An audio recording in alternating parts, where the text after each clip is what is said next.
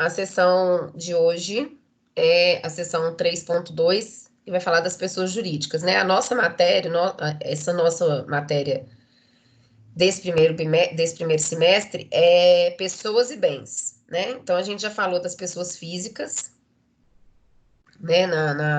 Nas primeiras unidades, a gente falou das pessoas físicas, das incapacidades, de direitos de personalidade, nome, enfim, toda uma história referente às pessoas físicas, e aí agora a gente vai começar a tratar das pessoas jurídicas, né? A gente vai tratar dos conceitos básicos das pessoas jurídicas que estão incluídos no Código Civil, mas assim, a sociedade, os tipos de sociedade anônima, sociedade limitada, isso vocês vão ver lá na frente no direito empresarial, né? Não é agora que a gente vai classificar todas as pessoas jurídicas, a gente vai falar sobre as classificações que estão dentro do Código Civil, nessa primeira parte, artigo 50 e poucos, né? A partir do artigo 44, 43, eu acho, que começa a tratar das pessoas jurídicas. É mais uma parte classificatória mesmo, né? Para a gente entender as diferenças.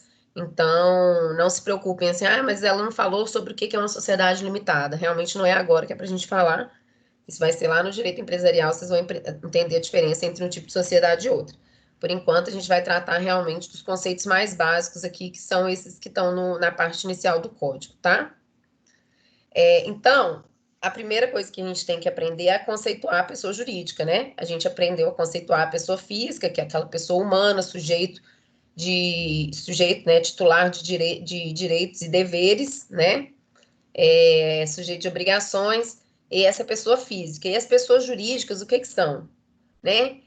As pessoas jurídicas, elas são um conjunto de pessoas ou de bens que têm uma personalidade jurídica própria. E essa personalidade jurídica própria, ela existe em razão do que está contido na lei, né? Ela não é de fato uma pessoa. O direito deu esse status de pessoa para esse conjunto de pessoas que se unem com um objetivo, né, para que elas tenham personalidade jurídica. E para que é importante essa pessoa ter personalidade jurídica, né?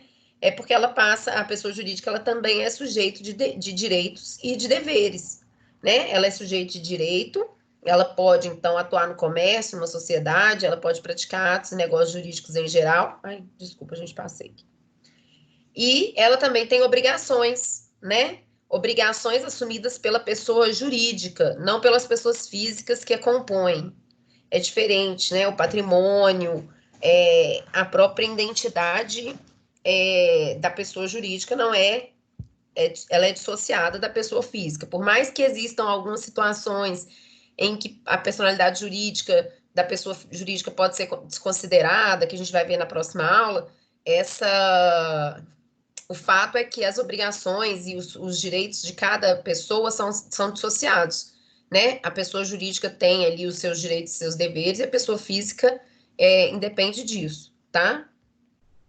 E aí, dentro da nossa doutrina, né, das nossas classificações doutrinárias aí, dentro daqueles livros que eu mandei para vocês vão ver que existem algumas discussões sobre a natureza jurídica das pessoas jurídicas, né? Já que ela não é de fato uma pessoa que existe ali, igual vocês estão me vendo aqui, pessoa física, existem algumas teorias que tentam explicar essa natureza jurídica das pessoas jurídicas. E por que é importante a gente falar sobre a natureza jurídica? Que, por exemplo, um contrato de compra e venda e um contrato de doação, né, eles têm a mesma natureza jurídica, né? Eles são um contrato que estabelecem, né, obrigações entre as partes. Então, eles seguem o mesmo regramento, né? Estão lá na teoria geral dos contratos. E as pessoas jurídicas, né?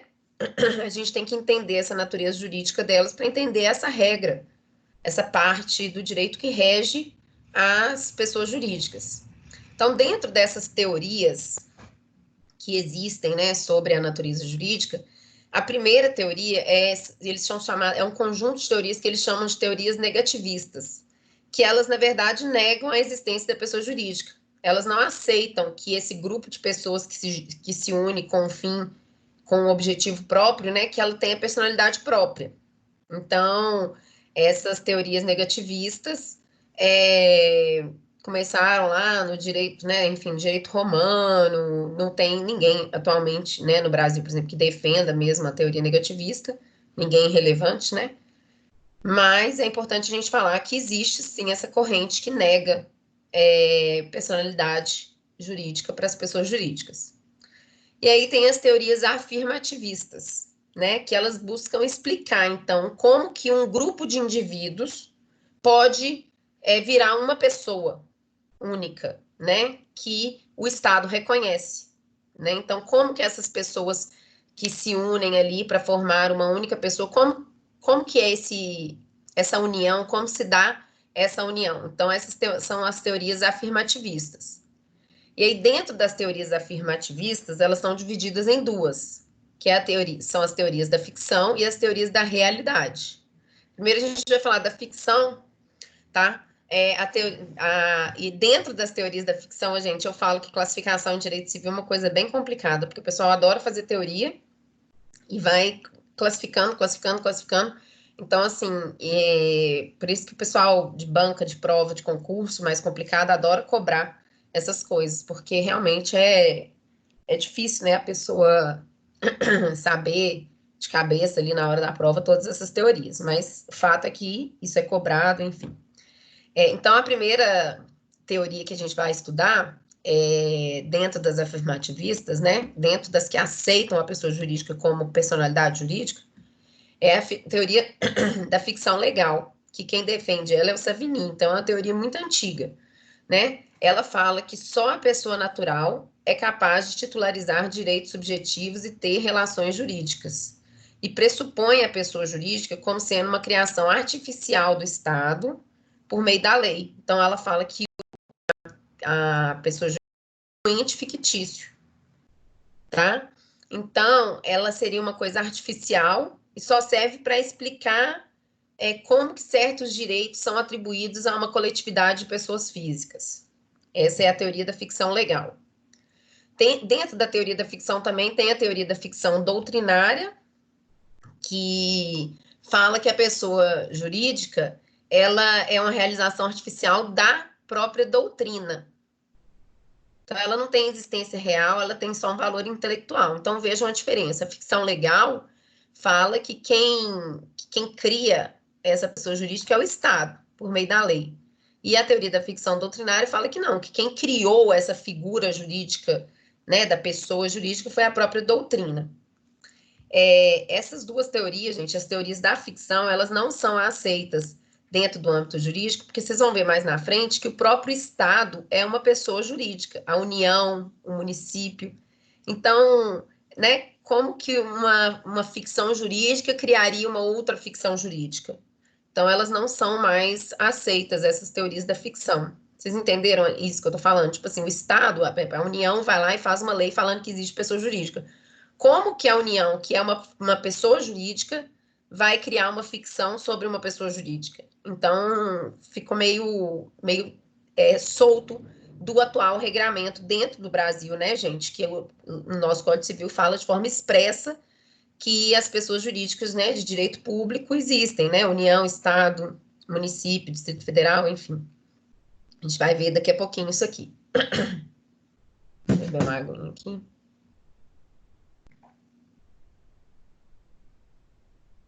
E aí, dentro das afirmativistas e que são mais reconhecidas pela doutrina, tem as teorias da realidade.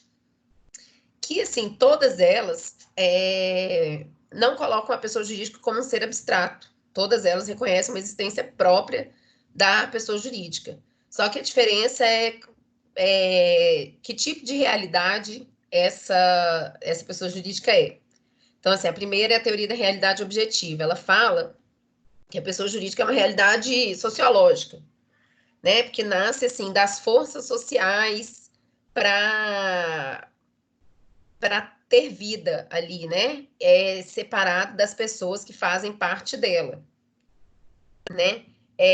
A crítica referente a essa teoria específica na doutrina é que ela não se explica melhor, então ela não fala como que esses grupos coletivos vão se tornar sujeitos de direitos e de obrigações. Então, ela só classifica, tá, a pessoa jurídica, mas ela não detalha essa criação e essa questão da pessoa jurídica ser sujeito de direito de obrigação, né?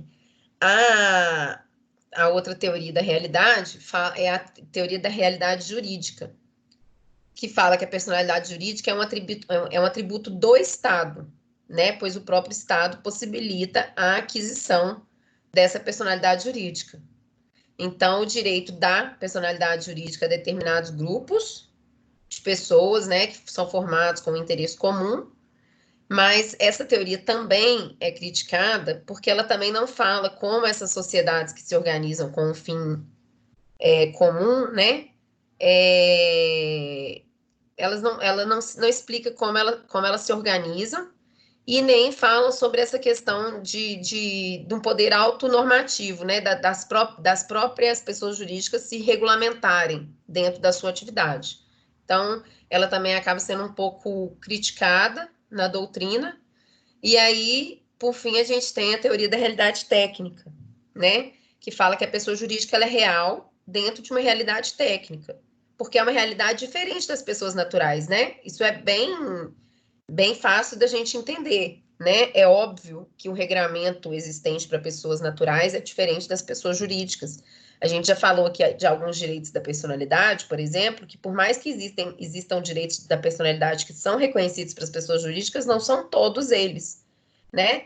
A gente não aplica o direito à vida a uma pessoa jurídica, né? Porque a pessoa jurídica ela é formada, ok, tem a Constituição, enfim, mas tudo isso são fases de um de algo pré-estabelecido na lei, né? A lei fala que a pessoa jurídica vai começar com o registro, enfim, dos atos constitutivos, a gente vai ver aqui um pouquinho disso.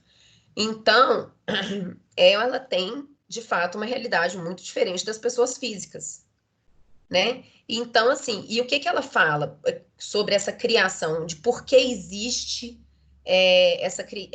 por que existe a necessidade de ter uma pessoa jurídica, né? Porque ela fala que é o meio que o direito encontra para reconhecer a existência, né, de grupos formados ali com objetivo próprio, né? Se a gente só existisse pessoas jurídicas, você imagina como seriam feitos os negócios, né, dentro do ordenamento jurídico. Então, assim, a teoria da realidade técnica entende as pessoas jurídicas como uma necessidade, né, dentro do direito para reconhecer essa existência desses grupos. E essa é a teoria que, assim, a maioria da doutrina, tá, gente? Eu já falei isso com vocês aqui muitas vezes e vou falar. Não existe unanimidade, tá? Em nada. Nem nas decisões judiciais, não existe na doutrina. Muitas vezes foi defendido durante muito tempo que, por exemplo, o Brasil adotava uma determinada teoria, e aí vem uma decisão judicial e muda tudo. Então, assim, a gente tem que estar sempre. O direito a gente nunca para de estudar, né, gente? Nunca mesmo. É importante a gente estar sempre lendo decisões judiciais, vendo o que o STF e o STJ estão decidindo, porque o direito é uma atividade interpretativa, né? A lei ela não consegue ser exaustiva, prever todas as situações de tudo que pode acontecer no mundo relacionado à pessoa física, à pessoa jurídica, enfim, ao Estado, né? Aos entes estatais. Então, o direito ele vai se desenvolvendo e dentro desse desenvolvimento aí hoje, né, a doutrina entende que essa teoria é a que explica o tratamento que a pessoa jurídica tem no nosso ordenamento jurídico. O artigo 45 do Código Civil, ele fala que a pessoa jurídica, né, é uma construção da própria técnica jurídica.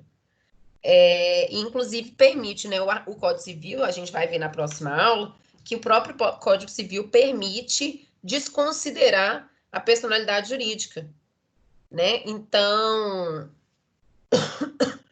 seria essa realidade técnica, porque a própria lei permite, em situações excepcionais, suspender os efeitos desse conjunto de, né, desse conjunto de pessoas, dessa personificação da pessoa jurídica. No livro de vocês, tem um trecho aqui que eu até coloquei que eu achei interessante, que ele fala assim, ó, apesar da crítica que se faz à teoria da realidade técnica, de ser uma teoria muito positivista, né? Teoria positivista é quando se baseia muito na letra da lei, né? Então, ela seria desvinculada de pressupostos materiais. Esse autor, o Lenza, ele fala que é a teoria que melhor explica o fenômeno pelo qual um grupo de pessoas com objetivos comuns pode ter personalidade própria, que não se confunde com cada um de seus membros. Então, é a que tem mais segurança, é a teoria adotada pelo direito brasileiro. Então, assim, isso aqui, gente, é um embasamento teórico mesmo para a gente passar a entender a pessoa jurídica, mas mais importante do que saber qual teoria, né, é a gente entender o conceito e como se dá essas formações das pessoas jurídicas, né, como se dá essa união de pessoas buscando um objetivo comum ali e que tenha uma personalidade separada da personalidade jurídica de cada pessoa física, tá?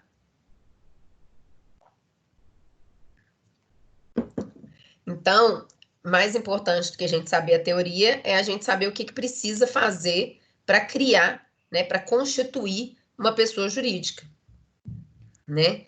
Então, gente, deixa eu só abrir o meu slide aqui, porque esse negocinho de gravar aqui fica aparecendo bem em cima do meu slide, e aí tem algumas partes dele que eu não consigo ler.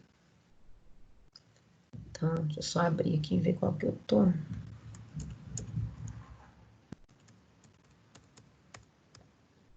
Então, o que precisa? Quais são os requisitos legais, né, para constituir essa pessoa jurídica, que é esse agrupamento de pessoas ou de bens em torno de um fim específico?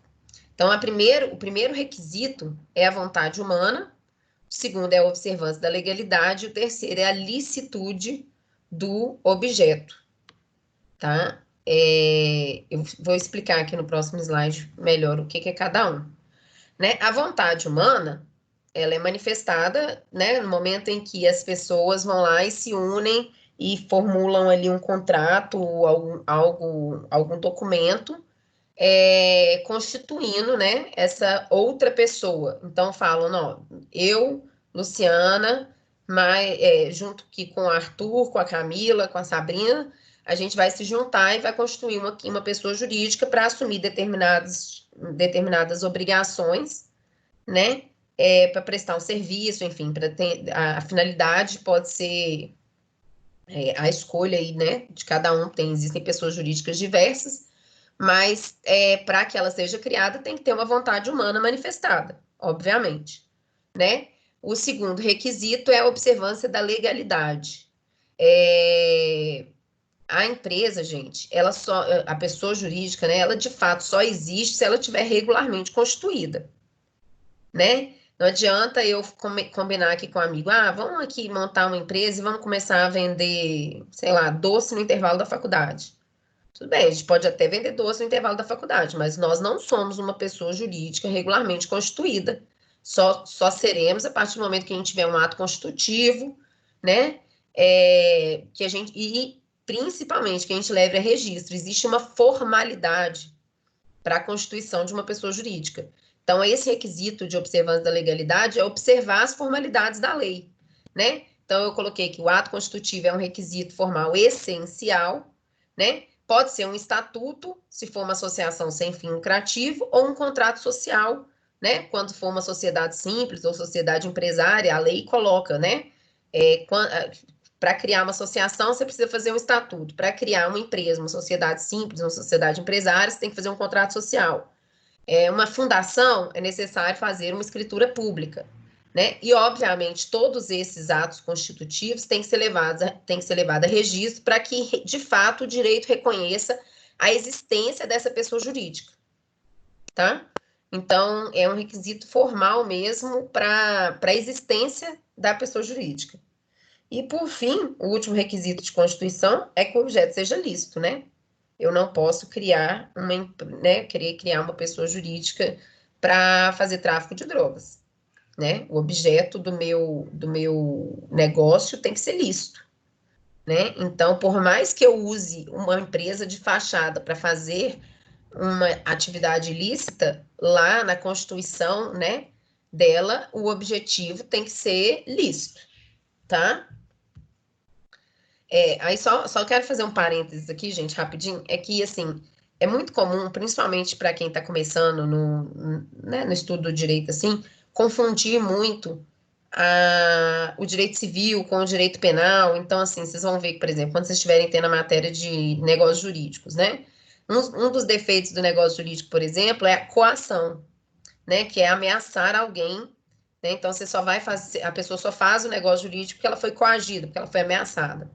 Aí, por exemplo, semana passada, semana retrasada, né? Apliquei prova na turma do quarto período, que tá tendo essa matéria comigo, e aí tinha uma questão sobre coação, e aí, na verdade, não tinha coação na questão, eu coloquei um enunciado e a resposta era que não tinha coação.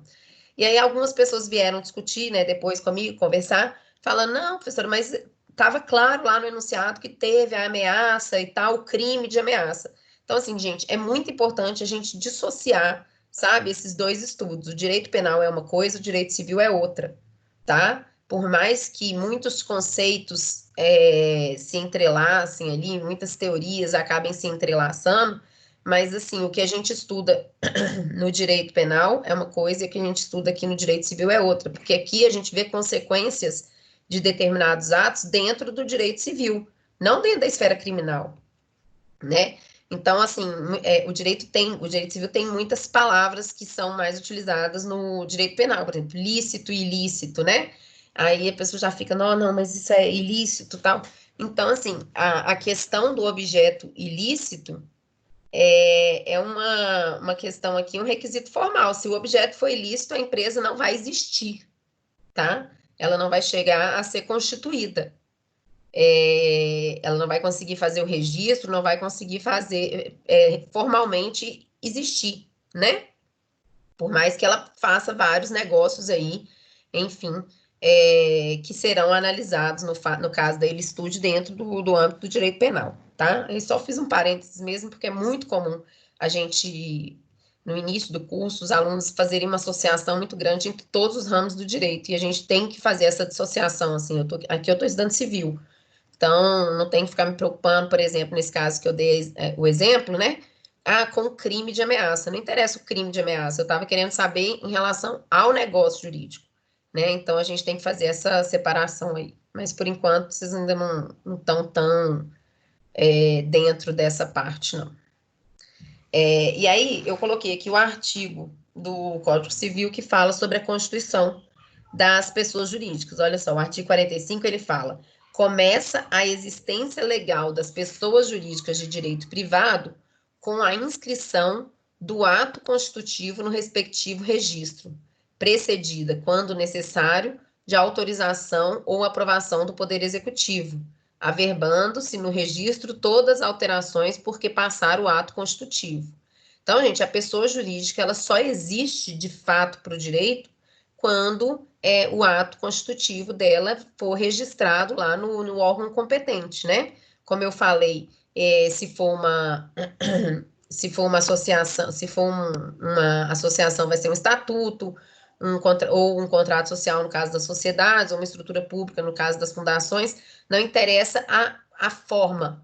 A forma está descrita na lei, mas ela só vai passar a existir se essa forma for cumprida e registrada, né? Se for dado publicidade a esse ato. E aí o parágrafo único fala uma coisa que não é tão importante a gente aprender ainda, que fala que decai em 3 anos o direito de anular a constituição das pessoas jurídicas de direito privado por defeito do ato respectivo, contado do prazo da publicação da sua inscrição no registro. Então, aqui é uma questão mais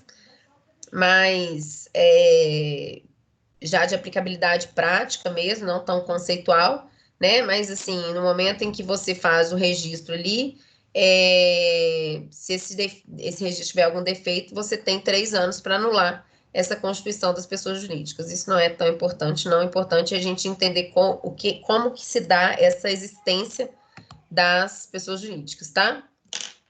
Então, gente, o registro das empresas, ele tem natureza constitutiva, né?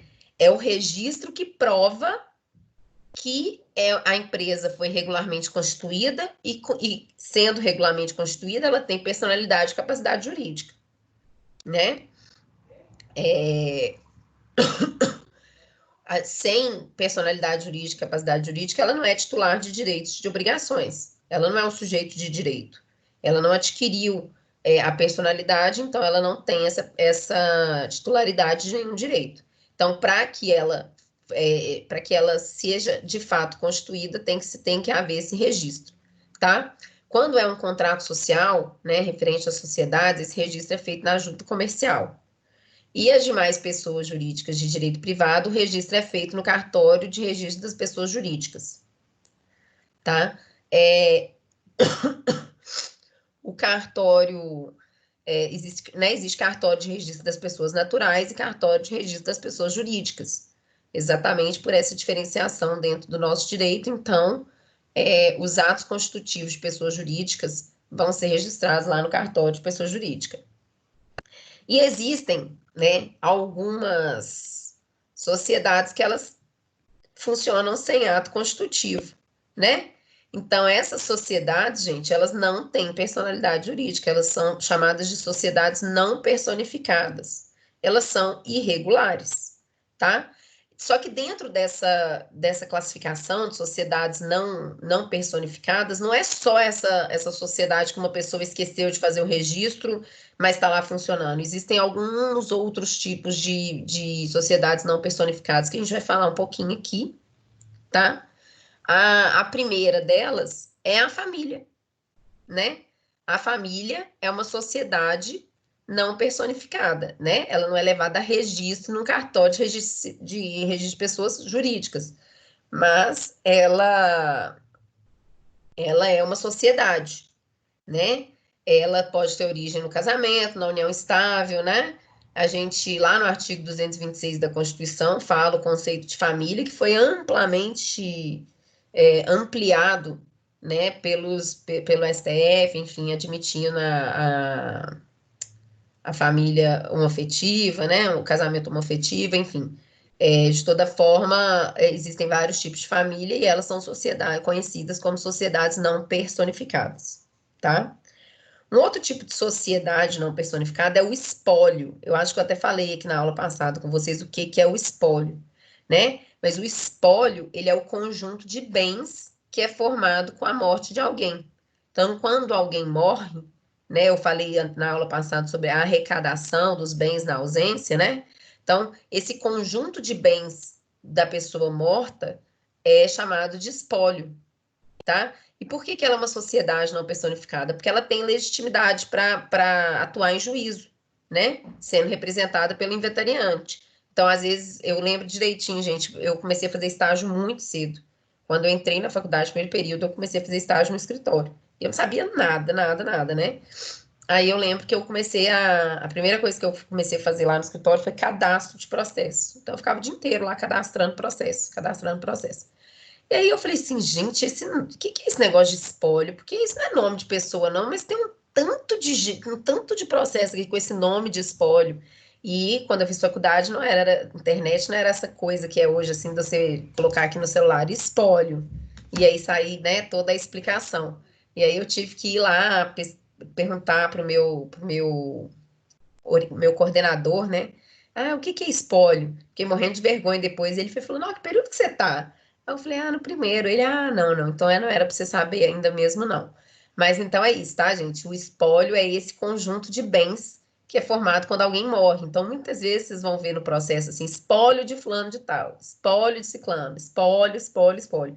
Então, o espólio é a sociedade que se forma no momento da morte de alguém para unir esses bens até que haja a divisão formal, né? Até que finalize ali o inventário e os bens sejam divididos, passe cada um para a titularidade de determinado herdeiro, tá?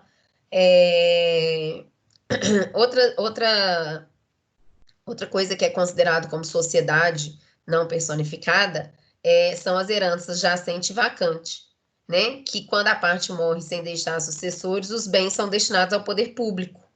Então, essa massa de bens formada, né, pelo patrimônio daquela pessoa que morreu, ela também pode ser tida como uma pessoa jurídica, né?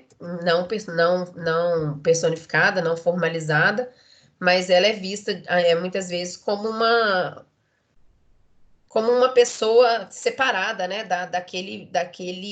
aquela pessoa que morreu, os bens, né, toda a massa formada por essa morte, ela é considerada como uma sociedade, tá?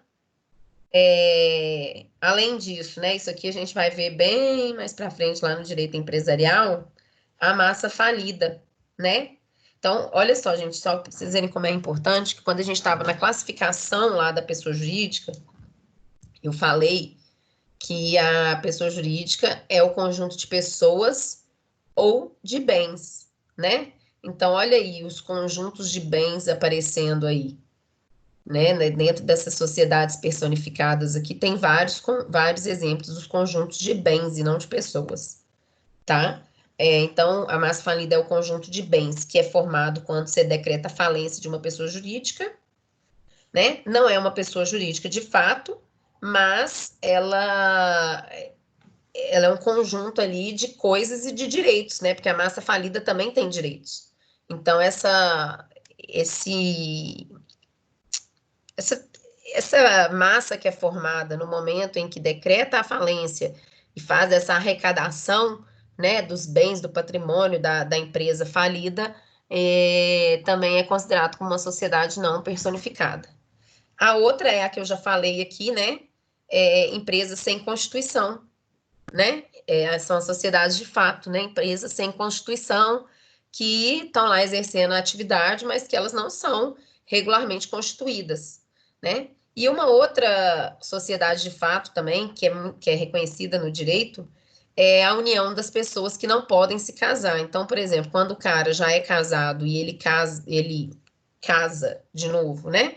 Com uma outra pessoa, mas ele não fez o divórcio, enfim, não fez nada, esse segundo casamento, ele no direito, ele é entendido como uma sociedade de fato, né? De fato, por quê? Porque de fato existe essa união dessas pessoas, mas não é uma sociedade de direito, né? Porque não foi regularmente constituída lá no casamento.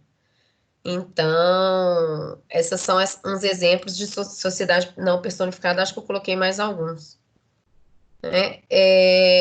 São as sociedades, por fim, as sociedades irregulares, né? São aquelas que até têm o estatuto ou o contrato social, mas ele não foi registrado. Então, é como se ele não existisse, né, gente? Eu falei aqui que o requisito de existência lá, constante do artigo 45, é o registro, né? O registro é o ato constitutivo. Então, se a empresa, você pode ter o contrato social lá, mas se está dentro da sua gaveta e você nunca levou registro, a sua empresa não existe, tá? A gente tem uma coisa de pensar assim, né? A empresa é tudo que tem CNPJ, né? É tudo que tem CNPJ, tudo que tem CNPJ, mas nem sempre, né, gente? As pessoas jurídicas, dentro da classificação do direito civil, tudo que tiver CNPJ vai ser considerado como uma pessoa jurídica. Por exemplo, o caso do condomínio. O condomínio, né?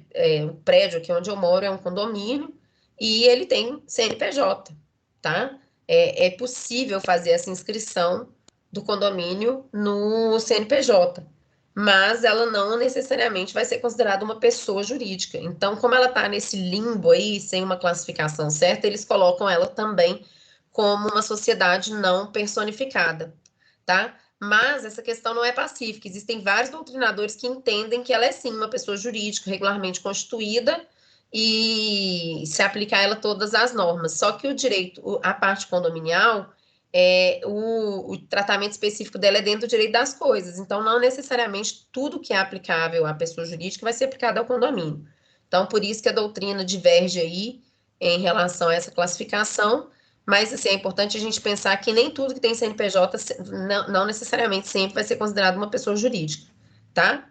É claro que o CNPJ é um requisito, né, gente? É um requisito não constante no Código Civil, né? Mas é um requisito inserido aí por outras normas, né? A Receita Federal exige o CNPJ, assim como a gente, para existir, você precisa do CPF, né? Mas no Código Civil não fala que a pessoa tem que estar regularmente registrada dentro do cadastro de pessoas físicas, por exemplo, né? Tanto é que também antigamente existiam várias pessoas físicas que não tinham CPF, né? Por exemplo, a minha avó só foi ter CPF dela, CNPJ, desculpa, gente. A minha avó só foi ter CPF dela depois que meu avô morreu, né? Porque antigamente a esposa não tinha CPF. Ela usava o CPF do marido, né? Então, assim, o nosso direito foi evoluindo, porque foi sendo necessário criar outros requisitos, mas isso que está na lei é o contrato social, o estatuto social, ou, né, aquilo ali que tem que ser levado a registro no cartório, no órgão próprio. E aí, por isso que eu falei que eu juntei duas unidades, porque a unidade, a seção 3.2, ela só fala isso, sabe? E o mais importante das pessoas jurídicas, gente, está aqui agora, nessa parte aqui da classificação. A seção 3.3, ela fala da classificação e da desconsideração das pessoas jurídicas. Eu não vou falar da desconsideração, porque eu acho que já é um tema mais complexo, que eu quero começar a aula com ele, sabe, tratando um pouco mais aqui, porque tiveram alterações no Código de Processo Civil, que são relevantes, né, para essa questão da desconsideração da personalidade da pessoa jurídica. Então, hoje a gente vai tratar aqui, dentro dessa seção 3.3, só de uma parte dela, referente à classificação, tá? Só um minutinho. Gente, vocês estão entendendo como é que tá aí em relação à unidade, à seção 3.2? Vocês conseguiram entender aí essa parte mais teórica, mais conceitual das pessoas jurídicas? Para mim tá ok. Ok. Para mim também. Então, tá. Ô, Luciana. Oi. Só aproveitando aqui, boa noite, né? Boa noite. A Dandara pediu para avisar que ela não vai participar da aula hoje, porque ela está em processo de mudança e está sem internet, tá? Ah, beleza. Tomara que resolva rápido para ela não ficar, né, tanto tempo sem internet. Não, Mas eu tô gravando, né? Então vou disponibilizar no YouTube. Tomara que ela consiga assistir pelo WhatsApp, né? Porque ela é tão presente, ela vai pelo WhatsApp ou pelo celular, ela vai conseguir, né? Não, mas vai dar tudo certo. Hoje a gente tem 19 alunos aqui na sala. Basicamente, desde que a gente começou a ter as aulas online, né? São basicamente as mesmas pessoas. Muda uma, duas pessoas, mas assim, eu já sei mais ou menos quem vai estar presente aqui dentro de cada, né, das minhas duas turmas que eu tenho na faculdade, eu já sei quem tem mais, né, quem está conseguindo assistir. Claro que eu sei que algumas pessoas não conseguem assistir por impossibilidade técnica, né? A gente entende. Inclusive, não sei se vocês viram, né, gente, que a data para voltar era hoje, dia 4. E aí, em razão, obviamente, né, dos decretos estaduais, municipais e tudo, a faculdade prorrogou agora para o dia 18 de maio. E eu acredito que dessa vez não deve prorrogar mais, não. Não sei. Como é que tá a situação aí em Itabira, gente, em relação ao coronavírus? Eu sei que teve uma morte, né, mas tem muito caso?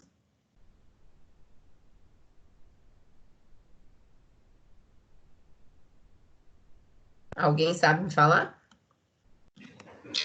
Então, boa noite, gente. Boa noite, cara. Eu vi ontem, se eu não me engano, tem 6 internados com suspeita. Mas a gente não sabe se é realmente as pessoas daqui ou se são pessoas de outras cidades, né? Porque Porque as Itabira é cidades pobre, né? vizinhas, as cidades vizinhas geralmente vêm para cá. Entendi, mas teve uma morte, né? Aí. Teve sim, mas na verdade foram 2 mortes, se eu não me engano. Uma foi confirmada, tanto que a família do menino também, a mãe e o pai estavam com suspeita, mas não tive mais notícias disso, e uma outra foi descartada. Mas assim, os casos, né, estão aumentando, mas geralmente eles não falam tanto, né, se realmente tá ou não, até porque eu acho que eles demoram para o teste para está poder demorando. passar os resultados. Aqui em BH, a situação, assim, relacionada, comparado com outras capitais, tá menos pior, né? Mas a gente tem muito caso. Então, assim, aqui eu tô seguindo um isolamento extremo mesmo, evitando ao máximo sair de casa, só saio, assim, né, para mercado e tal, e olhe lá de máscara, fazendo muito pedido online e tal. Mas se voltar aí no dia 18, eu pelo menos eu tô em isolamento, gente. Então acho que não vai, eu não vou levar o vírus aí para Itabira, não. Voltando dia 18, estaremos aí, né? Vamos ver, esperar aí as próximas resoluções aí do poder público, e a faculdade com certeza vai acatar aí dentro do que eles orientarem, né? Mas eu acredito que volta mesmo, dia 18. Vamos ver. Ô, professor, Oi. mas aí no caso, se, tipo assim, em relação, por exemplo, a eu que moro em outra cidade, que vou de ônibus, será que vai liberar para todas as escolas normais ou só para Itabira, por exemplo? Não, eu acredito que se voltar no dia 18, vai voltar tudo. Mas assim, tudo assim, provavelmente na região. Aqui em Belo Horizonte, com certeza não volta dia 18. Não, não, não existe nenhuma possibilidade de voltar dia 18. O prefeito hoje deu uma entrevista falando que ele vai tentar flexibilizar o comércio a partir do dia 25 de maio. E mesmo assim, para ele fazer isso, depende, né, de como vai estar aí as próximas 2 semanas referentes à curva, né? Se a curva crescer, com certeza ele não vai liberar. Aqui em Belo Horizonte é impressionante, a gente tá, assim, você anda na rua, tem dias que você sai e fala, nossa, tô numa cidade fantasma. Aqui perto da minha casa eu saio, assim, só tem gente realmente entrando no supermercado, mas as lojas todas fechadas, um terrível. Agora eu acho, Arthur, se voltar transporte, essas coisas, vai depender se, por exemplo, se tudo em Itabira voltar, você mora onde? Qual que é a sua cidade? Moro em Barão de Cocais. Por exemplo, se tudo em Itabira voltar, eu não sei que tipo de transporte você pega, por exemplo, mas se todas as faculdades voltarem, provavelmente o transporte, né? Se for, por exemplo, uma van, alguma coisa, eles vão voltar também, porque eles vão ter que atender, né? Agora, vamos esperar para ver. Eu falo que eu não tô, a gente não pode ficar sofrendo por antecedência, não, porque tá tudo muito incerto, né? Agora a gente tem que fazer o que estão mandando a gente fazer e pronto, né? Mas vamos Professora, ver. Oi? boa noite. Deixa eu te falar. Boa Aqui em Itabira, o movimento de ônibus, essas coisas assim, tá bem pouco. né? Acredito eu que provavelmente um ônibus, eu acho que vai ser difícil.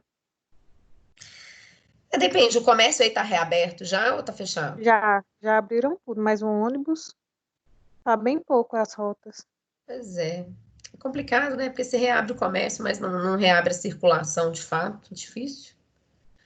Vamos ver. Hoje é dia 4 ainda, né? Tem aí 15 dias quase até a data marcada aí para faculdade, pela faculdade para voltar. Inclusive, nem sei, dia 18 cai que dia? Não é uma segunda-feira, né?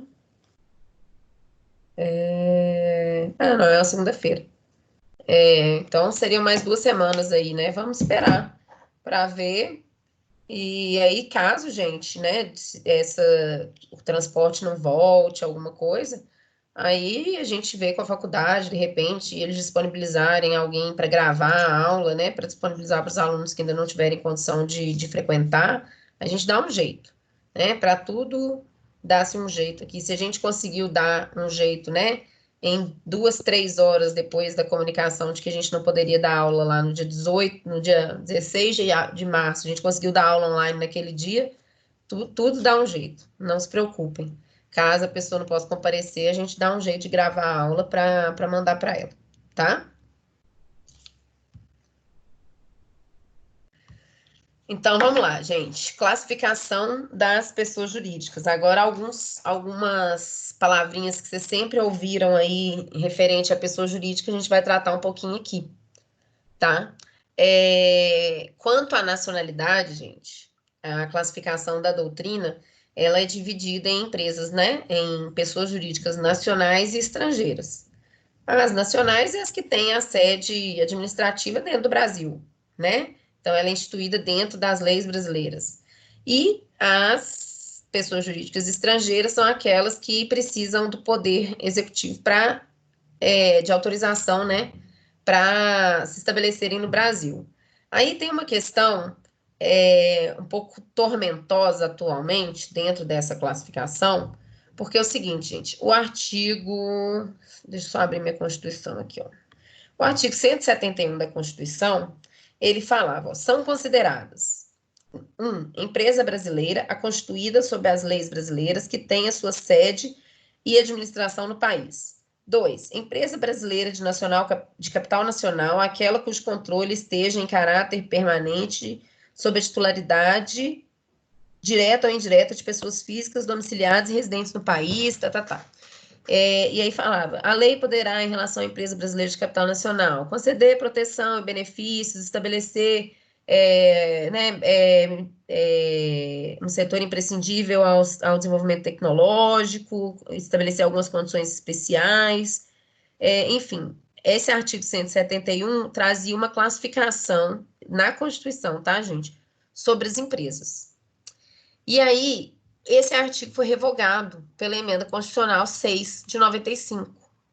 Então, assim, muitos doutrinadores, né, entendem que essa classificação referente à nacionalidade, ela perdeu a razão de ser.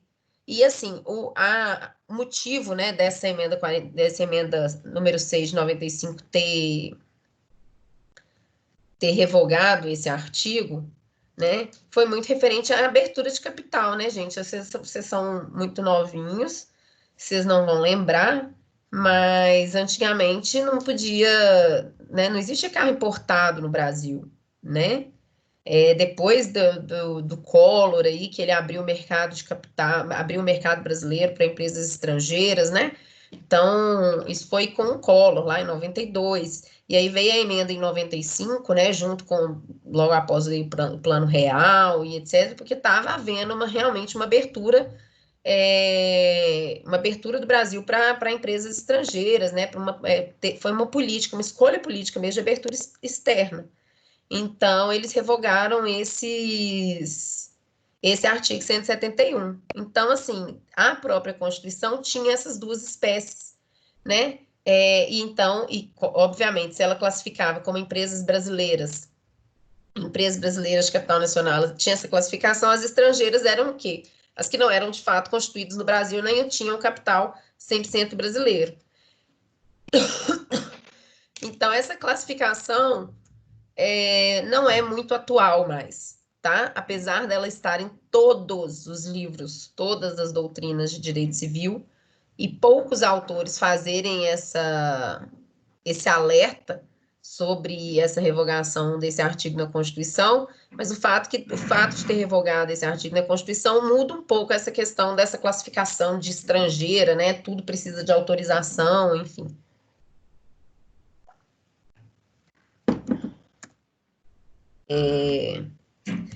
Então, essa classificação não é tão importante. A classificação mais importante que a gente tem é essa que está no artigo 40, tá? Do Código Civil.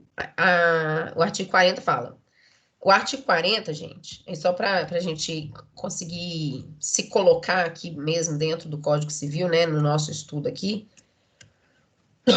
O artigo 39, ele ainda falava lá da sucessão, né? Que a gente viu na aula passada, da sucessão definitiva, daquela questão dos 10 anos seguintes, do retorno do ausente e tal.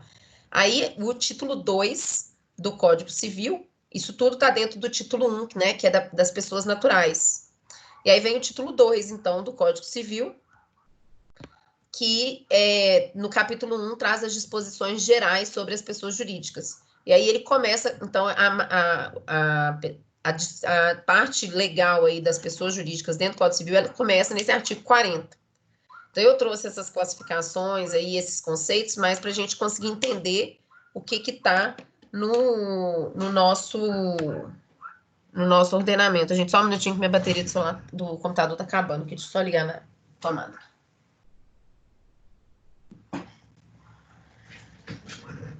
Eu achei que já estava conectado e agora eu estou vendo que ela está acabando aqui, quase que desliga. Enfim, então, dentro da parte normativa do Código Civil, que trata das pessoas jurídicas, o artigo 40 é o primeiro. E aí ele vem e fala assim, as pessoas jurídicas são de direito público, interno ou externo e de direito privado. Como eu disse, né, gente? União, estados, etc., são pessoas jurídicas de direito público, né? Então, vejam lá se vocês estiverem acompanhando pelo código, né? O artigo 41, ele traz quem são as pessoas jurídicas de direito público interno, tá? Eu coloquei ela aqui. As pessoas jurídicas de direito público interno, tá lá no artigo 41, fala, é a União, os estados, o Distrito Federal e os territórios, os municípios, as autarquias, inclusive as associações públicas, as demais entidades de caráter público criadas por lei. Então, gente, essa parte aqui, né, essas pessoas jurídicas de direito público interno, elas são objeto de estudo do direito administrativo, né, não do direito civil. O direito administrativo é o direito que trata aí da parte pública, né, da administração pública, do servidor público, enfim, toda essa classificação. Isso vocês devem ter essa matéria de direito administrativo bem mais lá para frente, porque é muito importante vocês saberem alguns conceitos básicos que estão na Constituição e tal, para chegar lá no direito administrativo. O direito administrativo, ele é direito público, o estudo dele está muito ligado à Constituição, né? Então, essas pessoas jurídicas de direito público, por mais que o Código traga essa descrição de quem são, ele não trata, ele não regula essas pessoas jurídicas de direito público, porque elas são reguladas lá no Código Administrativo, na Constituição, enfim, em leis esparsas que não sejam o Código Civil. O Código Civil é direito privado, né? Então, o direito público não é tratado aqui. Então, pessoa jurídica de direito público, o que é? O conjunto de pessoas e bens que visam a atender interesses públicos, né? Sejam internos ou externos. Então, a gente viu lá que no slide lá da frente, que está no artigo 41, que essas pessoas, né, União, Estado, DF, município, autarquia, são as pessoas jurídicas de direito público interno. Como eu disse, a gente tem que saber, tá, gente, quem são, mas a gente não vai estudar, não vai esmiuçar essas pessoas jurídicas aqui dentro da nossa matéria, tá? A gente tem que saber essa classificação, mas a gente não vai tratar especificamente de União, Estado, nada disso. E aí tem um parágrafo único aqui no artigo 41 que ele fala, salvo disposição em contrário, as pessoas jurídicas de direito público a quem se tenha dado estrutura de direito privado regem-se no que couber quanto ao seu funcionamento pelas normas deste Código. Então, aqui é uma situação específica que existem algumas pessoas jurídicas de direito público, mas com estruturas de direito privado, né? Tem algumas sociedades de economia mista, enfim. Mas não se preocupem muito com isso, tá? O importante é vocês saberem aqui quem são as pessoas jurídicas de direito público. Então, as pessoas jurídicas de direito público interno são essas que estão dispostas no artigo 41, tá? Então, gente, estou com a garganta extremamente seca.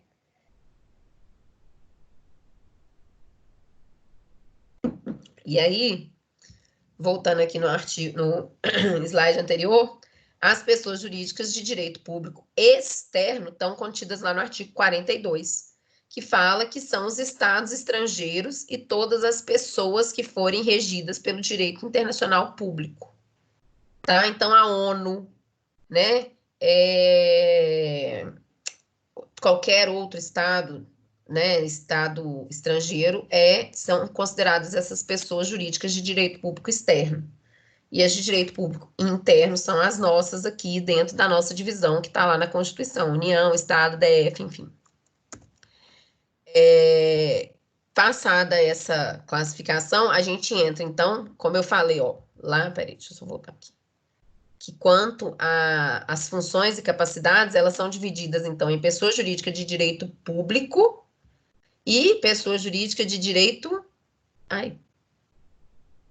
privado, que é o objeto do nosso estudo, né? Que é a pessoa jurídica que é instituída pela vontade de particulares visando atender os seus próprios interesses. Então, depois que o Código Civil traz essa classificação referente, né, às pessoas jurídicas de direito público interno e externo, o Código vem no artigo 44 e fala: são pessoas jurídicas de direito privado.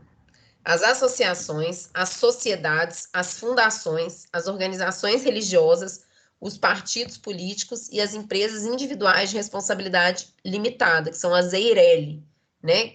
Essas três últimas, esses três últimos aqui foram incluídos posteriormente, tá? Não estavam na regulação, no texto original do Código Civil, tá, gente? As organizações religiosas e os partidos políticos foram incluídos por uma lei em 2003.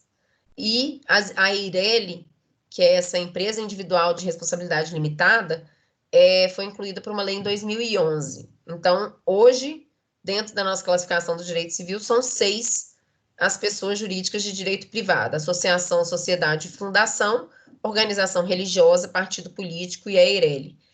As organizações religiosas e os partidos políticos, assim, existe um fundo político, né, para essa mudança, como em quase tudo no Brasil, né? Mas elas foram incluídas muito para facilitar, eu acho, a constituição delas, porque o código traz muitos requisitos, muitos procedimentos, e aí buscando uma facilitação mesmo na criação e na regulamentação dos interesses, tanto das organizações religiosas quanto dos partidos políticos, elas foram aqui, né, incluídas aqui para tentar facilitar um pouquinho e ter uma regra geral, né? E a empresa individual de responsabilidade limitada é aquela pessoa, né, uma única pessoa que monta uma empresa e a responsabilidade dela é limitada ali, é dentro do patrimônio, né, que declararam ali. E aí, gente, a gente continua na cabeça com a classificação referente a esses que estão no artigo 44, né? Quem são, então, as pessoas jurídicas de direito privado? São as associações, as sociedades, as fundações, as organizações religiosas, os partidos políticos e as EIRELI. Só que dentro dessa classificação, né, das pessoas jurídicas, eles também classificam referente à estrutura interna. O que seria essa classificação referente à estrutura interna? Ela se divide em corporação e fundação. A corporação é o conjunto de pessoas que atuam com objetivos próprios, né? Então, assim, as sociedades, as associações, os partidos políticos e as entidades religiosas, elas são corporações, né? E já a fundação, ela é um conjunto de bens, tá? Que é arrecadado com uma finalidade, um interesse social específico, né? Ela tem sempre um fim determinado. Ela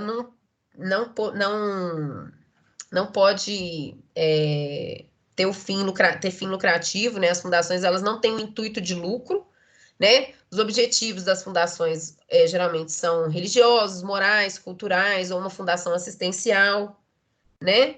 Ela pode, sim, ser criada pelo poder público ou pelos particulares, mas ela não tem esse fim lucrativo, tá? O intuito de lucro que as corporações têm, né? As corporações são pessoas que se reúnem para buscar ali os seus próprios fins, que na maioria, né, muitas vezes são fins lucrativos. Mas, assim, os partidos políticos e as entidades religiosas, por exemplo, o fim máximo delas não é o lucro, né? Então, a diferença aí quanto à estrutura interna é essa, que a corporação, elas têm esses fins e objetivos próprios dela, né, determinados por elas, e a fundação não.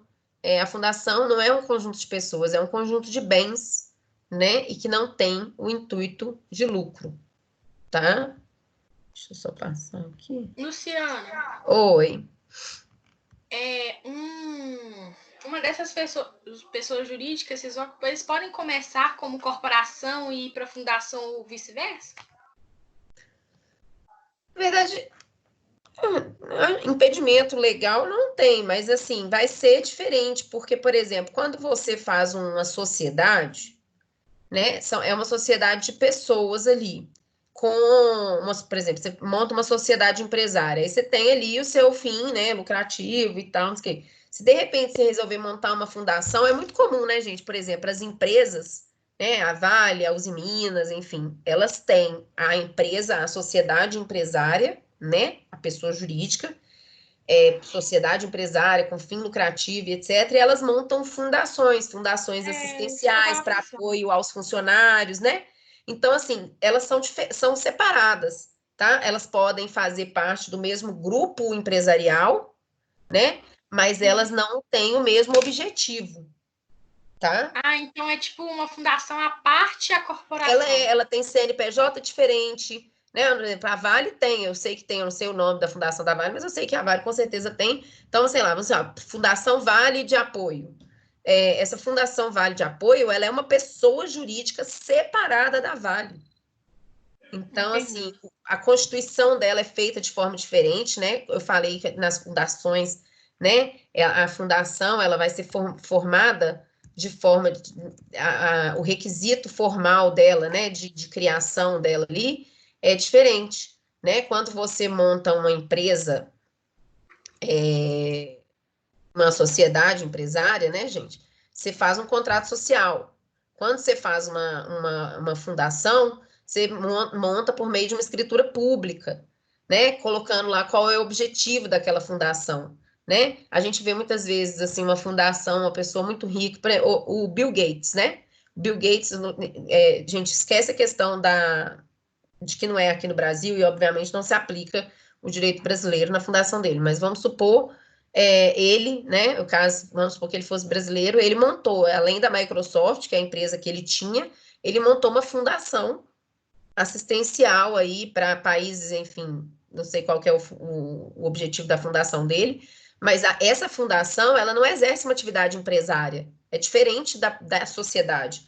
A sociedade, ela exerce uma atividade empresária visando lucro, né? Ou ela vende alguma coisa, ou ela produz, ou ela, enfim, ela faz algo para gerar, para movimentar a economia. A fundação não, a fundação ela tem um objetivo geralmente assistencial mesmo, né? Então, uma fundação para, sei lá, para levar saúde para os índios, né? Então, você monta uma fundação, faz lá todo o procedimento, você não vai ter o objetivo de lucrar, né? Você não está querendo fazer uma atividade lucrativa. Você está tentando. Você tem um fim determinado ali de assistencialismo mesmo, né? Então, por isso que é diferente. Muitas empresas têm o seu braço fundacional, que ele geralmente, assim, dentro do mundo corporativo, eles falam isso. Aquele ali é o braço fundacional da empresa tal, né? Quase todas as grandes empresas têm. E elas têm, gente, porque elas não são boazinhas, não. Elas têm, porque isso gera incentivo fiscal, né? Isso gera toda uma sorte aí de benefícios para ela, né?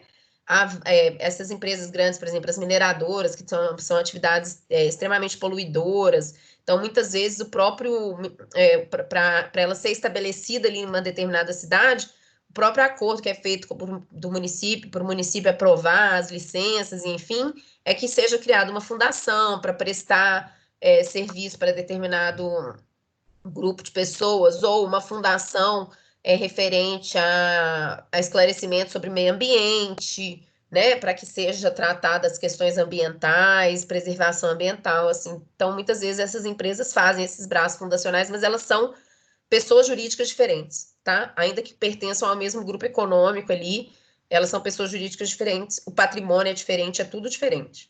Ok? Ok, obrigada.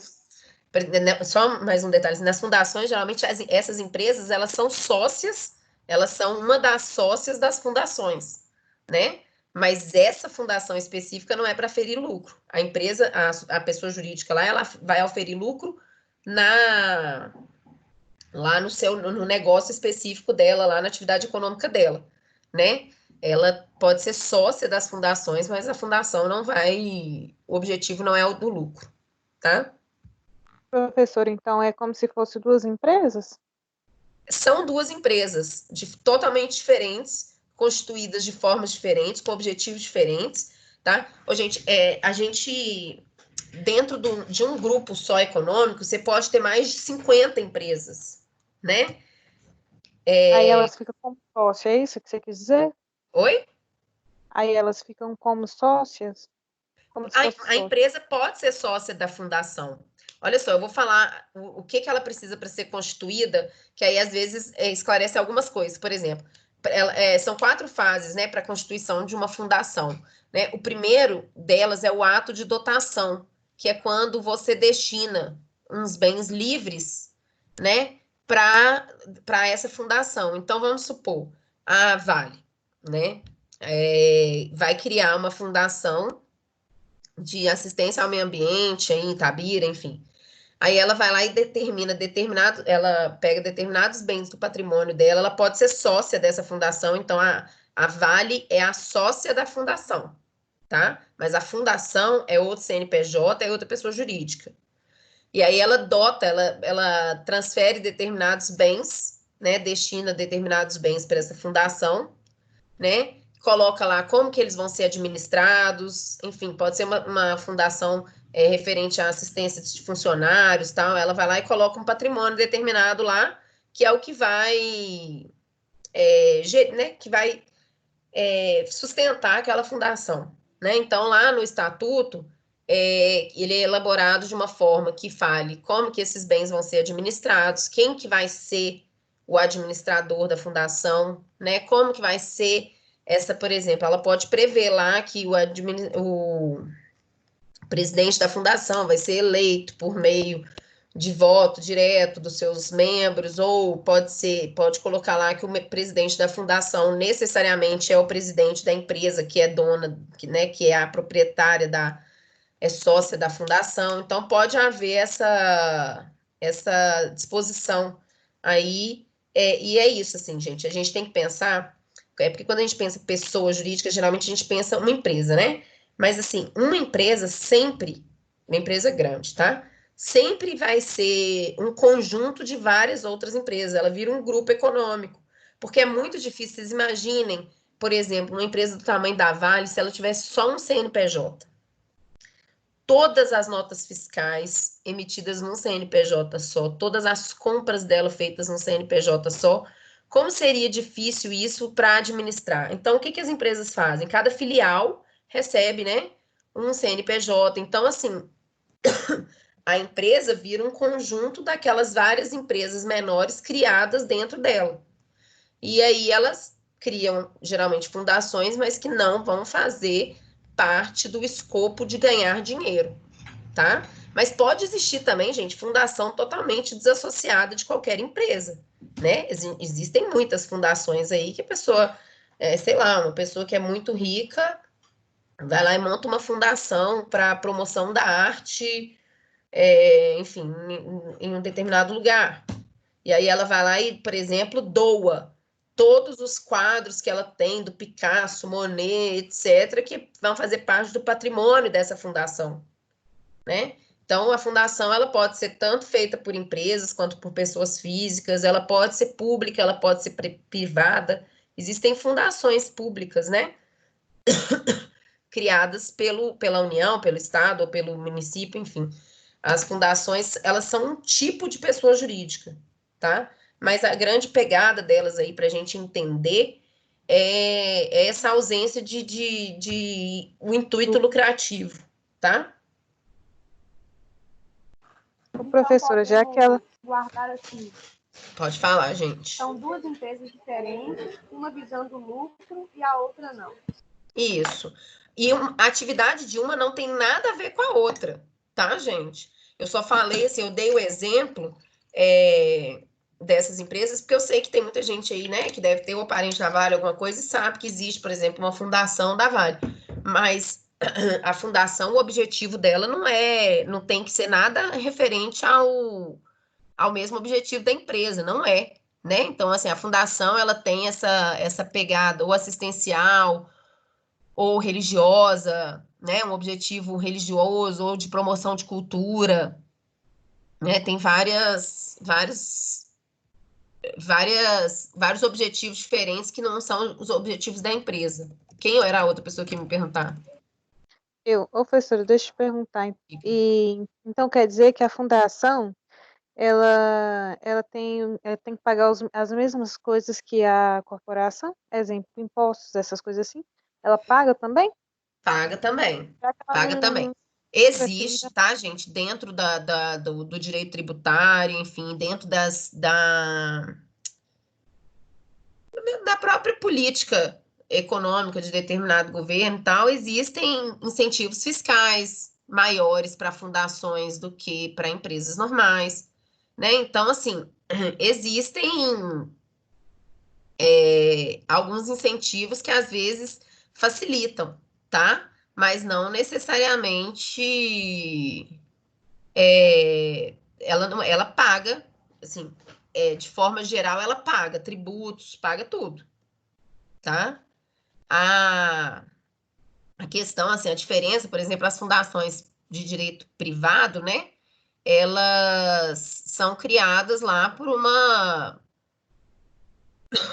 um estatuto, né?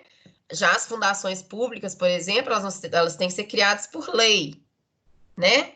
Elas têm imunidade tributária referente a alguns impostos, mas não a todos, tá? Então, assim, por exemplo, imposto sobre renda de pessoa física, de pessoa jurídica, o IRPJ, as fundações, se eu não me engano, tá, gente? Elas não pagam imposto sobre renda, tá? Mas outros impostos, sim, né? IPTU do imóvel daquela fundação, ele é pago, tá? Então, não existe essa isenção tributária ampla e restrita, mas elas têm algumas vantagens, sim, referentes às fundações, às outros tipos de empresa, tá? Tá bom, obrigada. Por nada. Quando vocês estudarem lá no direito administrativo, vocês vão ver exemplos mais claros de fundações públicas, né? Aqui a gente vai tratar mais das fundações de direito privado, né? Porque a gente está dentro do estudo do direito privado, mas existem muitas fundações públicas também, e aí elas vão ter algumas regras diferentes das fundações de direito privado, obviamente, porque o patrimônio é do Estado, né? Então, existe todo um cuidado a mais que você tem que ter, né, quando envolve dinheiro público, né, gente? Obviamente. Então, deixa eu só beber mais uma aguinha aqui. Então, vamos lá. Deixa eu voltar aqui. Então, a fundação, ela tem esses requisitos específicos, tá? Ela pode ter uma intervenção aí do Ministério Público, né, na falta de um administrador. O Ministério Público pode ser chamado a atuar dentro dessa fundação, tá? A aprovação desse estatuto dessas fundações, eles eles passam pelo crivo do Ministério Público, né? E aí são registrados, o que fazem com que elas sejam ali regularmente constituídas, passem a existir de fato para o direito, tá? Gente, na parte das fundações, deixa eu só abrir aqui meu Código Civil.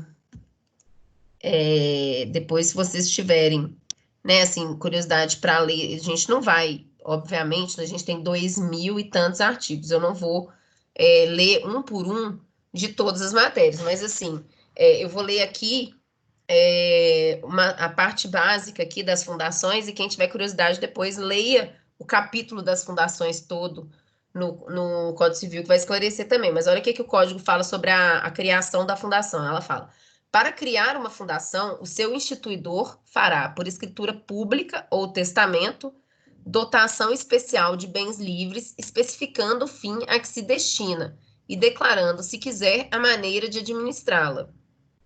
Então, a pessoa, né? Existem muitas criações, gente, feitas em testamento, né? Eu coloco lá, eu estou doando todo o meu patrimônio para que seja criada uma fundação de amparo às crianças abandonadas, né? Pode ser? Pode. E aí, necessariamente, aqueles bens deixados lá no testamento terão que ser destinados a essa fundação que vai ser criada, tá? Ou ela vai ser criada por meio de uma escritura pública, como eu falei, né? O ato constitutivo da fundação é a escritura pública. E aí, olha só, o parágrafo único do artigo 62, ele fala especificamente, tá, gente? Para que fim ela pode existir, olha só. Tem vários Isso tudo aqui foi incluído, tá? Em 2015, não existia essa previsão específica, porque antes falava que ela poderia se constituir para fins religiosos, morais, culturais ou de assistência. Agora, ela foi uma lei em 2015 especificou certinho quais são os fins que a fundação pode ter. Olha só, assistência social, cultura, defesa e conservação do patrimônio histórico e artístico, educação, saúde, segurança alimentar e nutricional, defesa, preservação e conservação do meio ambiente e promoção do desenvolvimento sustentável, pesquisa científica, desenvolvimento de tecnologias alternativas, modernização de sistemas de gestão, produção e divulgação de informações e conhecimentos técnicos e científicos, promoção da ética da cidadania, da democracia e dos direitos humanos e atividades religiosas. Então, essas são 9 itens aí que estão no parágrafo único do artigo 62, que são especificamente para quais fins podem ser criados uma fundação. Então, vocês veem que é um espectro bem amplo, né? Pode ser criada fundação para quase tudo aí, porque tudo está englobado aqui nesses itens falados, né? E aí, olha só, aí vou seguir uma leitura aqui só porque vocês tiveram mais curiosidade sobre a fundação, mas o artigo 63, por exemplo, ele fala que quando os bens que foram destinados para constituir uma fundação forem insuficientes, né, eles podem ser incorporados em uma outra fundação que tem um fim igual ou semelhante. Então, assim, se eu coloco lá no meu testamento que eu quero que seja criada uma fundação para assistência ao menor abandonado. E aí, só que eu deixo bens que são insuficientes para criar essa fundação e para manter essa fundação. Então, esses bens meus podem ser incorporados numa outra fundação que tem o mesmo propósito, né? Aí o artigo 64 fala, quando a fundação por negócio jurídico, constituída a fundação por negócio jurídico intervivos, o instituidor é obrigado a transferir-lhe a propriedade ou outro direito real sobre os bens dotados. Então, assim, se eu constituir negócio jurídico entre vivos, gente, né? Então, que não seja objeto de disposição testamentária, né? Eu, em vida, fui lá e constituí uma fundação. Então, essa pessoa que institui a fundação, né? Eles chamam de instituidor, esses bens que ele coloca no patrimônio da fundação, ele tem que, de fato, transferir a propriedade para a fundação. Ele não pode só colocar lá no papel, eu vou, sei lá, eu vou doar esse imóvel aqui, é patrimônio da fundação, mas ele não vai lá no cartório de registro, no registro, não vale, né? Então, ele tem que transferir essa propriedade e tal. E aí, tem algumas regras específicas, que são muito específicas para a gente tratar, assim, não tem necessidade. Mas, por exemplo, o artigo 66, ele fala assim, velará pelas fundações o Ministério Público do Estado onde situadas.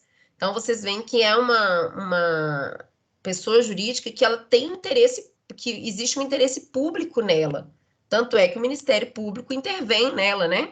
Ele vela por essas fundações, né? Então, ela tem um interesse público, obviamente, já que ela tem esses fins, né? Mas esses fins de melhoria, né, da vida da comunidade, enfim. E aí o artigo 67, por exemplo, ele fala que para alterar o estatuto da fundação, né, existem alguns requisitos, ela tem que ser aprovada por 2/3 das pessoas que estão gerindo e representando a fundação, ela não pode contrariar ou desvirtuar o fim para que ela foi criada, né, então eu crio uma fundação lá para defesa do menor, e aí vai lá e faz o pessoal que faz parte da fundação convoca uma reunião e altera minha fundação para a defesa do meio ambiente. Não pode, tá, gente? Ela não pode desvirtuar o fim para qual ela foi criada. Se a pessoa quer uma fundação para defesa do meio ambiente, ela tem que criar uma outra, tá? E tanto é que ela tem interesse público que qualquer alteração no estatuto da fundação tem que ser aprovado pelo Ministério Público, tá? E aí, caso o Ministério Público negue, existem as formas, né, de tentar judicialmente essa autorização, mas o fato é que ela precisa ser autorizada pelo Ministério Público. As alterações que não são unânimes, elas se submetem também ao Ministério Público, né, para que ele verifique a não ser que seja unânime, qualquer alteração no estatuto, ela vai passar pelo crivo do Ministério Público. Então, realmente, assim, é só para vocês verem um pouquinho, eu fiz essa leitura básica aqui, só para vocês verem que são pessoas jurídicas que promovem aí o interesse público, né? Então, existe todo um cuidado com esse tipo de pessoa jurídica.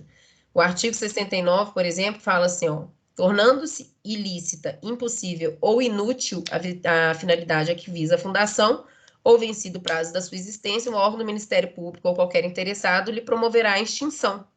Então, vejam, por exemplo, eu crio uma fundação hoje para pesquisar a cura da Covid-19, tá? E aí,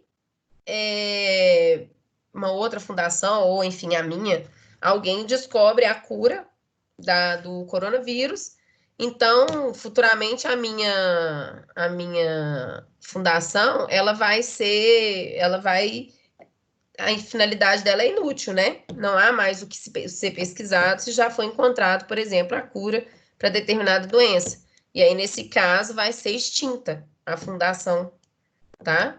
Então, assim, ela tem um regramento bem específico, tá, gente? Fundações têm um regramento bem específico e a gente está falando das fundações de direito privado. As públicas são mais específicas ainda. Quem tiver, né, depois quiser dar uma olhada, tá do artigo 62 até o 69, ok? Falando especificamente aqui das fundações. Alguma dúvida mais, gente, sobre as fundações aí, ou alguma...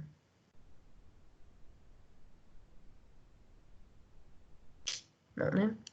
Então, vamos lá. Eu falei, deixa eu só voltar aqui um pouquinho, eu falei para vocês que, quanto à estrutura interna, né, as pessoas jurídicas, elas são classificadas, então, em fundação ou em corporações. Então, a gente já falou das fundações, e aí agora a gente vai falar um pouquinho das corporações, tá?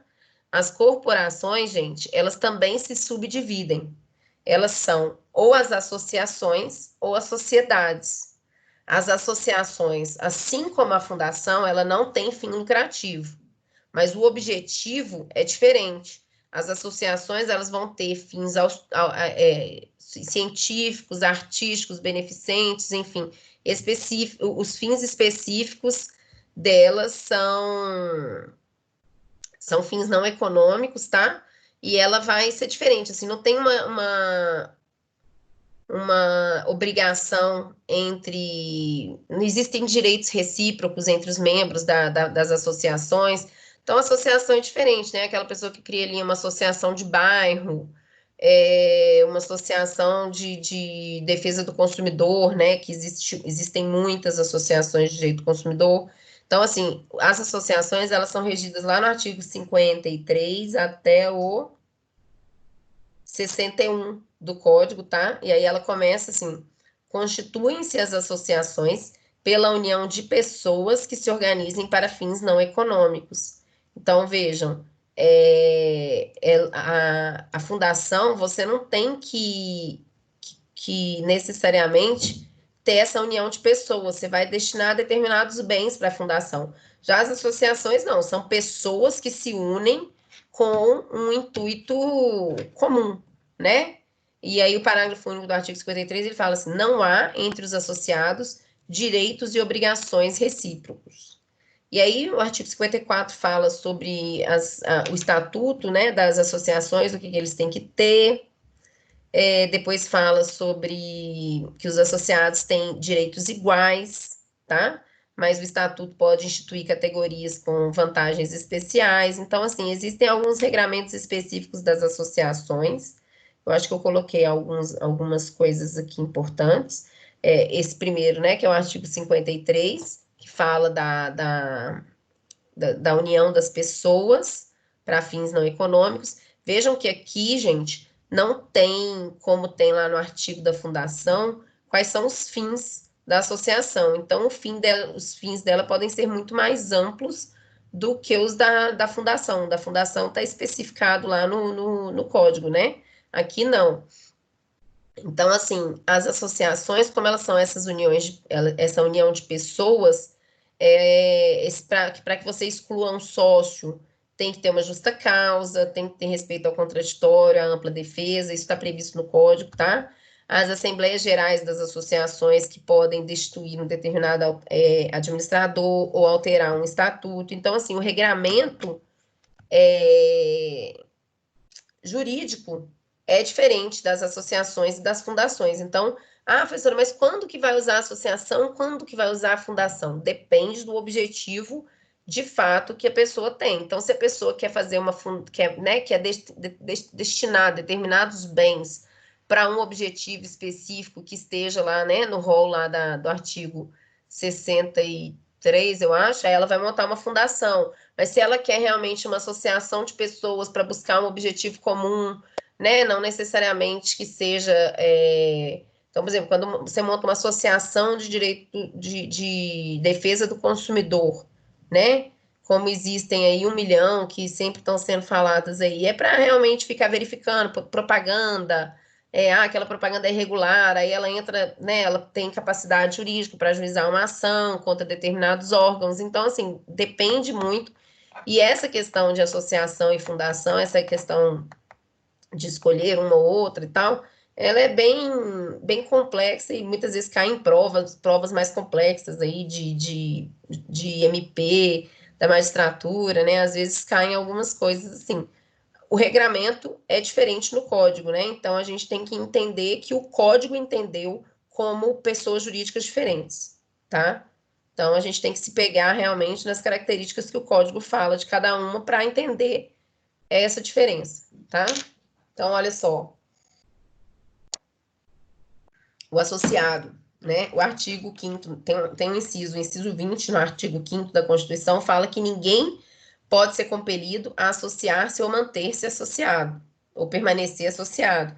Então, eu posso sair a qualquer momento. Por exemplo, você faz parte da associação dos produtores rurais da cidade tal.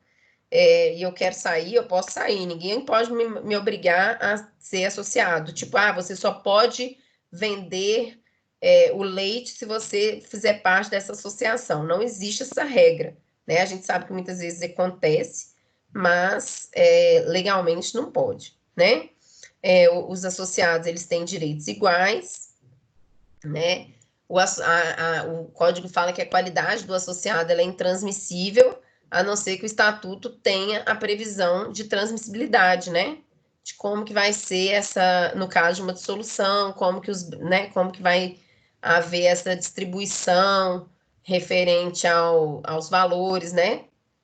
Então, no caso de uma dissolução de uma associação, pode ser que os bens sejam determinados a uma determinada entidade, que esteja constante lá no estatuto, né? Então, isso tudo são regramentos específicos das associações, e o artigo 54 do Código, gente, ele fala sobre o requisito para elaborar os estatutos das associações, né?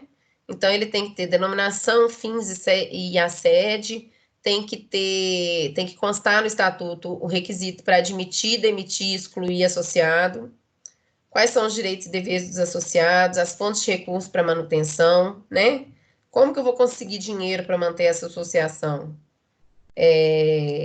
Modo de constituição, de funcionamento dos órgãos deliberativos. De novo, né, gente? Dentro de empresas grandes, às vezes, os funcionários, por exemplo, montam associações e tem clubes, né? A ABB, o clube ABB, por exemplo, é uma associação dos funcionários do Banco do Brasil que montaram clubes, né? Enfim, tem todo o objetivo ali que é de lazer mesmo dos associados, né? Então, assim, são bem diferentes, tá? Da fundação. E aí, a gente entra dentro das sociedades. As sociedades, gente, que são quando as pessoas, né, vão se unir ali para exercer uma atividade econômica, né? Então, o artigo 981 do Código, vou ler ele aqui para vocês, deixa eu só buscar ele aqui.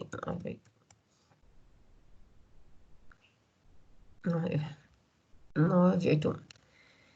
Que fala da sociedade, né? O título 2 fala da sociedade, ele fala, celebra um contrato de sociedade as pessoas que reciprocamente se obrigam a contribuir com bens ou serviços para o exercício de atividade econômica e a partilha entre si dos resultados. Então, vejam, gente, o que é uma sociedade, né? É a união de duas ou mais pessoas que se obrigam, né, por exemplo, quando você monta uma sociedade, né, uma empresa, você vai lá e coloca o capital social, né? O capital social, sei lá, R$1.000 para cada um. Nesse momento, por exemplo, quando você coloca o capital social, o que você está falando? Que eu estou contribuindo com determinado valor, né? E aí, quando você coloca lá, é dever do sócio, trabalhando, enfim, na administração, você coloca funções específicas para cada sócio, um vai ser diretor, o outro vai ser não sei o quê. Isso aí você está atribuindo, né, obrigações ali, serviços que vão ser prestados por essas pessoas que se uniram para exercer uma atividade econômica com fins de lucro, né? O próprio artigo fala que vão partilhar entre si os resultados, tá? Então, ela pode ter o objetivo de um ou mais negócios, mas o objetivo final dela é a prestação, né? É exercer atividade econômica com fim de lucro, tá? E dentro das sociedades tratadas no Código Civil, tem a sociedade simples e as sociedades empresárias, tá? Olha só, o artigo 982, ele fala assim, ó, salvo as exceções expressas, considera-se empresária a sociedade que tem por objeto o exercício de atividade própria de empresário sujeito a registro, e simples as demais. O que são as sociedades simples, gente? São, por exemplo, os escritórios de advocacia, tá? Antigamente eles chamavam de sociedade civil. Elas visam lucro também, mas elas exercem atividades não empresárias, tá? Então, assim, sociedade imobiliária, uma cooperativa, um escritório de advocacia, eles não estão produzindo bens, né? Então, é uma atividade não empresária, mas que tem fim econômico, ela busca o lucro, tá? Aí elas podem assumir, gente, aí isso que é importante a gente entender, que elas podem assumir diversos nomes, né? Pode ser uma sociedade em conta de participação, sociedade limitada, uma sociedade anônima. Então, quando a gente pensa assim, quando a gente fala sociedade, a gente tem que pensar assim que dentro desse conceito de sociedades estão todos os tipos de sociedades empresariais que a gente conhece, né? Então, uma sociedade limitada, uma SA, enfim, uma sociedade simples, todas elas estão dentro desse conceito de sociedade que o código traz. Então, a sociedade simples, né? Geralmente elas são sociedades que visam lucro, formadas por profissionais da mesma área. Então, escritórios de advocacia, corretores de imóveis, né? Tem vários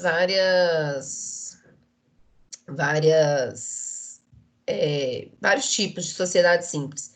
E a sociedade empresária, ela visa o lucro e ela é diferente porque ela exerce uma atividade própria de empresário, né?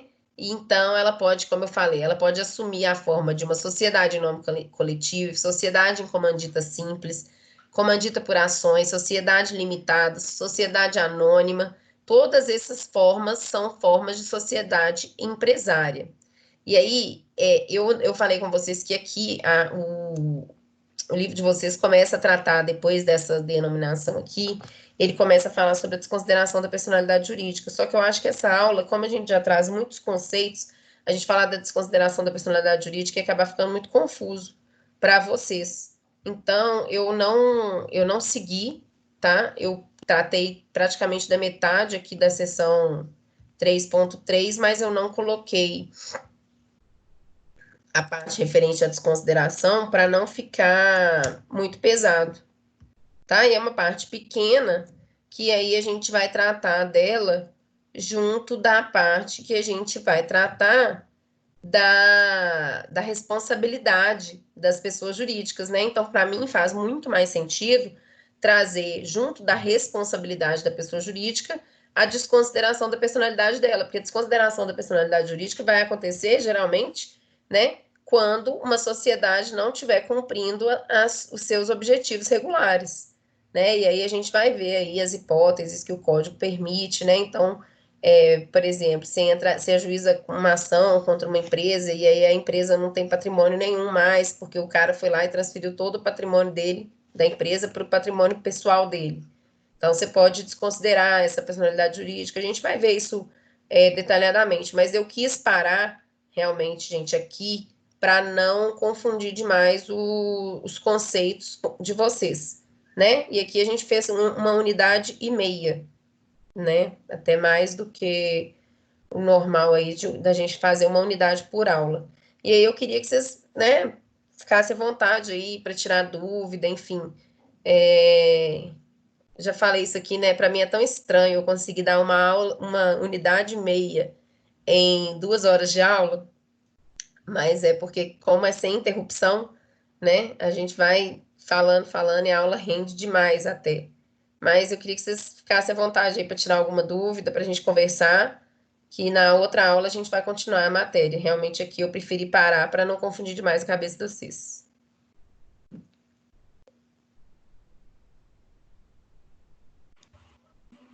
Você poderia explicar um pouquinho sobre o direito privado?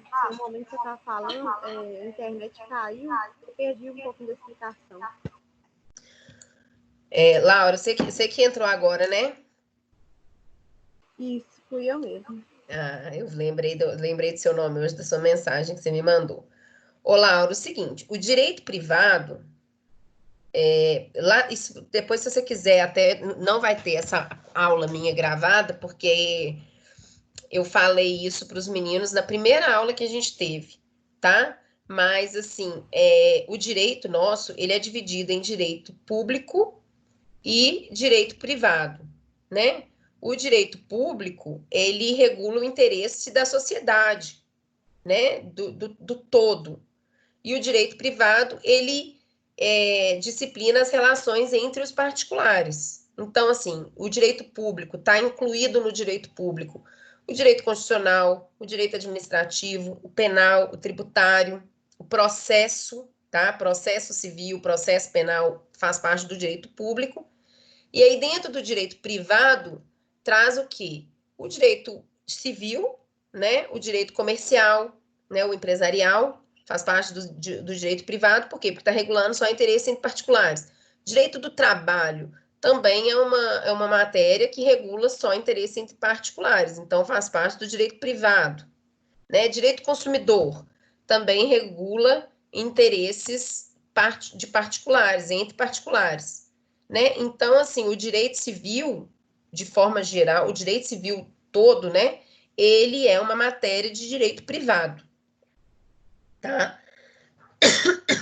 O direito público é sempre que estiver regulando aí os interesses da coletividade. Consegue entender essa...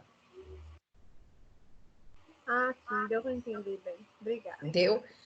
O direito público, então, vão ser matérias que regulam o direito de todos de forma igual, e o direito nosso em relação ao Estado, né? Então, por exemplo, quando se trata do direito tributário, esse é o Estado, é uma relação entre eu e o Estado, né? Eu, contribuinte, e o Estado, o coletor de impostos, né? O cobrador do imposto e o titular do direito de receber esse imposto.